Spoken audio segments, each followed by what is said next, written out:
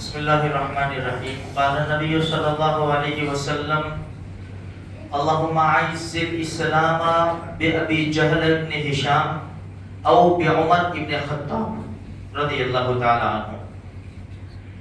بات شروع کرنے سے پہلے ایک چھوٹا سا اعلان یہ ہے کہ ہماری مسجد کے سامنے سرفراز نام کا ایک لڑکا ہے, اس کی کڈنی کا رزلٹ آنے والا ہے. دعا کرے نارمل آئے, اور اسی طرح بہت سارے بیماری اللہ سب کو شفائے کلی نصیب فرمائے.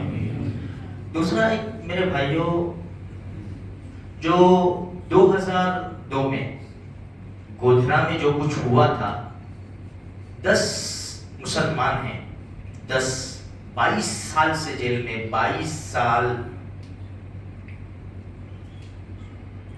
تھوڑا سا تصور, اللہ نہ کرے پھر اللہ نہ کرے, تھوڑا سا تصور کرو, میرا بھائی ہوتا, میرا بیٹا ہوتا, میرا باپ ہوتا, تو ہمارے دل کے اوپر کیا گزرتی.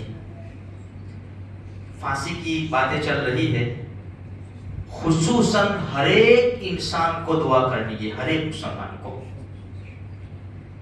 کسی کے گھر کا چراغ بجھتا ہوا ہماری دعا کی طاقت بچا سکتی ہے, اور یہ دعا کے اندر بہت بڑی طاقت ہے میرے بھائیوں. الدعاء سلاح المؤمن, دعا مومن کا ہتھیار ہے. جو آکسیجن پہ تھے نا, آکسیجن پہ کہ بس یہ کیس ختم, یہ آپ کی دعا ان کو لے آئی ہے ہاسپٹل سے تندرستی کے ساتھ. اتنی زیادہ طاقت ہے. تو میرے بھائیوں, یہ 10 مظلوم جو ہے, جو 22 سال سے اپنی فیملی سے, اپنے بچوں سے, بیوی سب سے دور ہے, اپنی اپنی طاقت کے مطابق 2-5 روپے صدقہ کرے, اللہ اس مصیبت کو دور فرما دے. آمین. اور ان کو اللہ پاک جلد سے جلد عزت کے ساتھ بغیر کسی بدنامی کے رہائی نصیب فرما دے. آمین. ضرور دعا کریں. مبارک مہینہ چل رہا ہے میرے بھائیوں. میں تو بس یہی کہتا ہوں, ابھی وکیل صاحب نے مجھے کہا, حقیقت میں جیسا بھی انسان کو ٹھیس لگ جاتی ہے دل کے اوپر کہ یار کیا مسلمانوں کے کیا حال ہے, دیکھو تو صحیح. اور ہم دوسرے مسلمان کیا کر رہے ہیں, ان کے گھروں کے, جب یہ پھانسی کی سزا کی بات آئی ہوگی تو ان کے گھروں کا حال کیا ہوگا میرے بھائیوں.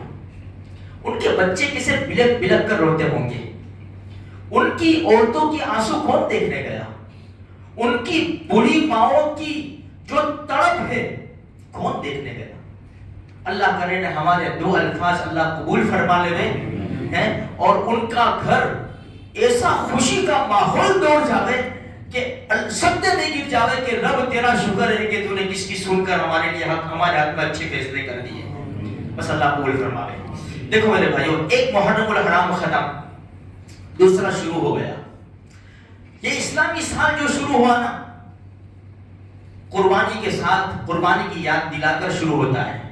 جیسے اس سے پہلے ہم نے سنا, جب اسلامی سال کا آخری مہینہ تھا 27 ذی الحجہ, عمر ابن خطاب رضی اللہ تعالیٰ عنہ کو مصلی رسول کے اوپر خنجر لگا. کون عمر ابن خطاب؟ حدیث میں نے پڑھی, اللہ کے رسول نے ہاتھ اٹھائے, اے اللہ, ابو جہل, اس کا نام عمرو ابن ہشام تھا, عمرو ابن ہشام یا عمر ابن خطاب کے ذریعے تو اسلام کو عزت دے. یہ دعا اللہ کے رسول صلی اللہ علیہ وسلم نے اللہ سے کی. اللہ پاک نے عمر ابن خطاب رضی اللہ تعالیٰ عنہ کے حق میں یہ دعا قبول فرمائی. 27 سال کا جوان, 27 سال کا, اللہ نے ان کی جھولی میں اسلام ڈال دیا. قتل کر اللہ کے رسول کو شہید کرنے نکلے تھے, لیکن دربار رسالت میں آ کر کلمہ پڑھا. یہ وہ ہستی ہے جن کے اسلام لانے سے بیت اللہ میں علل اعلان نماز پڑھی گئی. یہ وہ ہستی ہے 22 لاکھ مربع میل کا خلیفہ اور بادشاہ, دنیا میں آج تک جن کا ڈنکا بج رہا ہے, اور مسلمان بڑے فخر سے امیر المومنین عمر ابن خطاب رضی اللہ تعالیٰ عنہ کا نام لیتے ہیں. یہ وہ ہستی ہے کہ دوسرے بھی واقعات ہیں, خیر وقت کو آگے بھی. تو 27 ذی الحجہ کو خنجر لگا. جب ان کو خنجر لگا بے ہوش ہو گئے. جب گھر لے جایا گیا ہوش آیا تو جس نماز میں خنجر لگاتا، فجر کی نماز وہ تو ٹوٹ گئی تھی نا ان کی، عبد الرحمن بن عوف رضی اللہ تعالیٰ عنہ نے جلدی جلدی نماز پڑھا دی، یہ تو بے ہوش ہو گئے، نماز ختم۔ جیسے ہوش آیا سب سے پہلے فجر کی نماز انہوں نے پڑھی، جو میری نماز قضا ہو گئی سب سے پہلے وہ ادا کی۔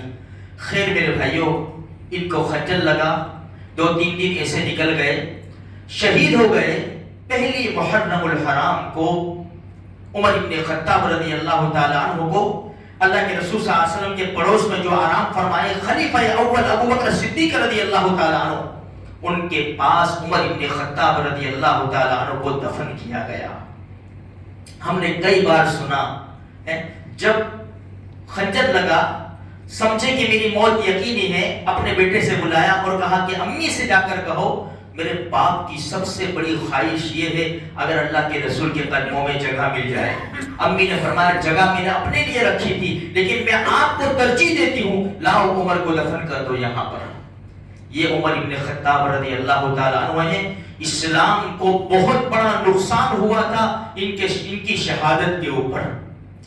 اسی طرح کربلا کے میدان میں بھوکے پیاسے نواسۂ رسول کی شہادت پر بھی مسلمانوں کو بہت بڑا نقصان ہوا۔ اور آج بھی جو بھی مسلمان بڑا قیمتی ہے میرے بھائی، ہماری زبان پر یہ نہیں آنا چاہیے کہ مسلمان سے غیر اچھے، غیر کا دل رب کی جگہ رب کے نام سے خالی ہے، اور مسلمان کے دل میں کہیں بھی کسی بھی کونے میں اللہ کی ذات پڑی ہوئی ہوگی۔ جس کے دل میں رائے کے دانے کے برابر ایمان ہوگا وہ اپنی گناہوں کی سزا بھگت کر یا اللہ اس کو معاف کر دے وہ جنت میں ضرور جائے گا، اور بغیر اسلام کے غیر مسلم کبھی بھی جنت میں نہیں جا سکتا۔ یہ اللہ کریم کا فیصلہ ہے۔